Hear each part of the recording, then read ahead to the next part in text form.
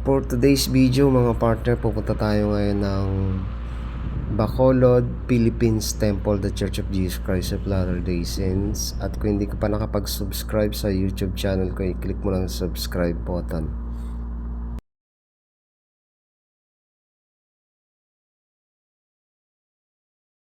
Ito yung McDo, ito yung Jollibee, ito yung kantuhan papuntang, ito yung Caltex, ito yung papuntang direksyon ng papuntang Temple. Try natin magtanong dito kung sa jeep na to kung dadaan doon. Ayan, hello mga partner, papunta tayo ngayon doon, ano? So from kanto ng Caltex nag-tricycle tayo dito papunta doon. 100 pesos kasi daw wala daw dumidiretso doon na sasakyan. Ayan, so ito yung makikita natin.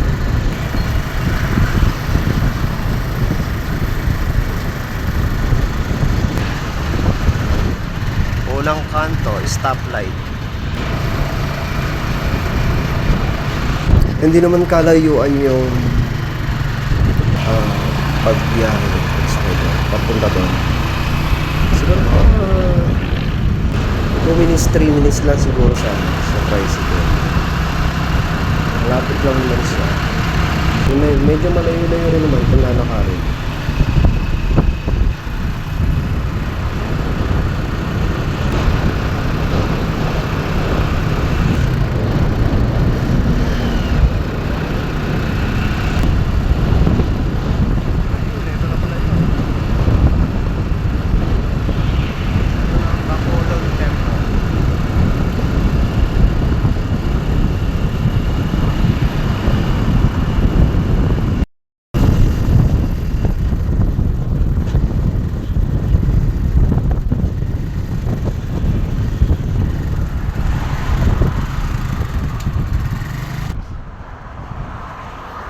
Hello mga part, nandito tayo ngayon sa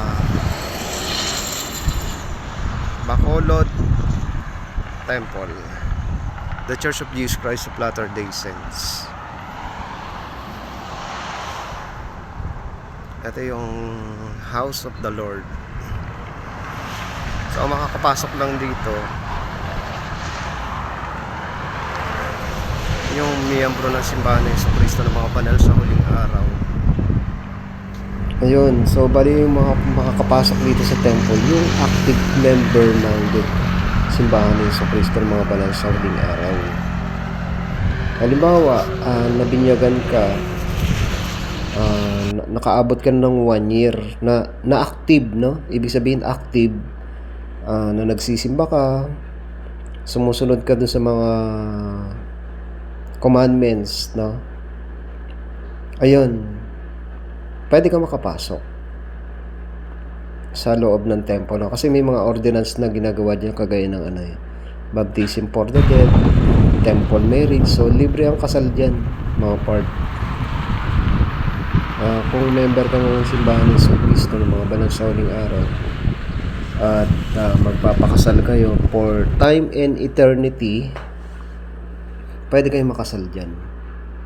So, only member of the Church of Jesus Christ yung makakapasok dyan sa loob ng temple. At kailangan 1 year na yung member, no, na nakakasunod sa commandments ng Panginoon. Halimbawa, when member ka nga ng simbahan ni Jesucristo ng mga banal sa huling araw, no, tapos hindi ka naman nakakasunod sa commandments, halimbawa umiinom ka, nagsisigarilyo ka,